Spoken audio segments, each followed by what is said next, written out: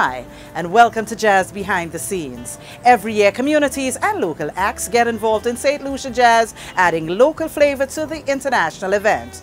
Let's see how it happens. I mean, the whole vibe and that essence and atmosphere of the festival is absolutely critical, and I think that over the years, we haven't specifically gone out and caused it to happen, but it has just naturally evolved, and from people getting involved. One, I think the fact that so many people generate revenue from jazz, whether it's directly from us or as a result of all these people being on island. So people are preparing and getting ready because they know it's time to business is going to happen. So I think that's one element. So many people are just naturally involved in jazz, much more than we would think.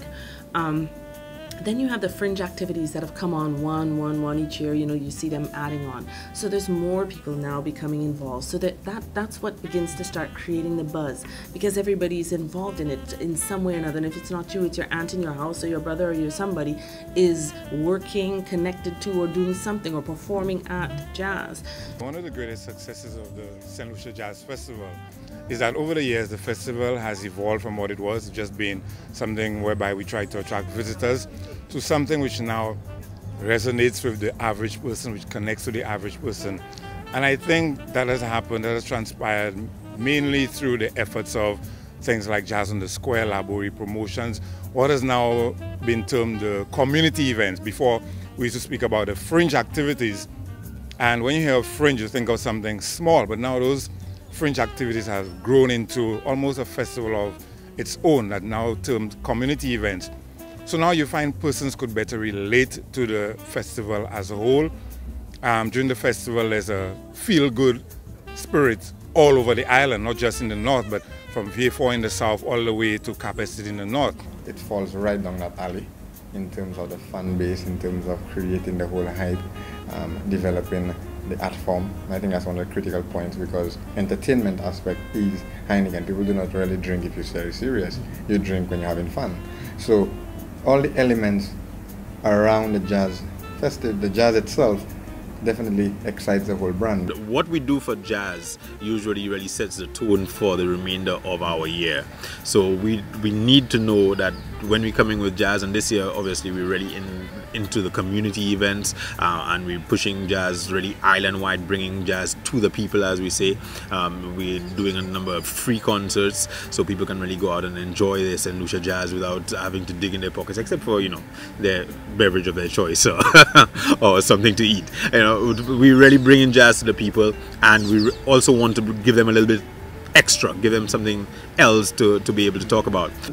Okay, what I could tell you is St. Lucia Jazz is part of our regional program. So everybody from the region, we call our CA office, which is in New York, which governs the Americas and the Caribbean. It's in our calendar of events. So it's something that all the regions are aware of. And by extension, by us doing the regional program, the VIP program, it almost brings it highlights the festival even more, because persons they look forward to coming here, or what they normally do.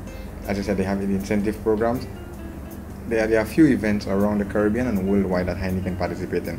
So we normally incentivize our consumer, our staff, to go to these events. In all of our marketing, we talk about the vibe, the atmosphere of Jazz Festival, the community events, and that you can, you know, from the length and breadth of St. Lucia, experience jazz in unique settings. It's always in most of our promotional material.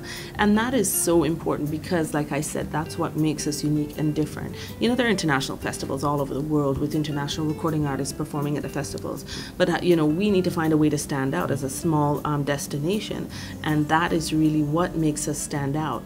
On the East Coast, on the West Coast, the South, you have people just really looking forward to the festival. And even when, you know, very often you hear people commenting, offering the criticism about the festival, it tells you that they are interested. And I think we need to look at these things and not just say, you know, people are being negative about the event. It means that, you know, they're interested in what is going on in the festival, that they've been following the festival for years, and they're participating, even though not, you know, paying patrons to the main stage events.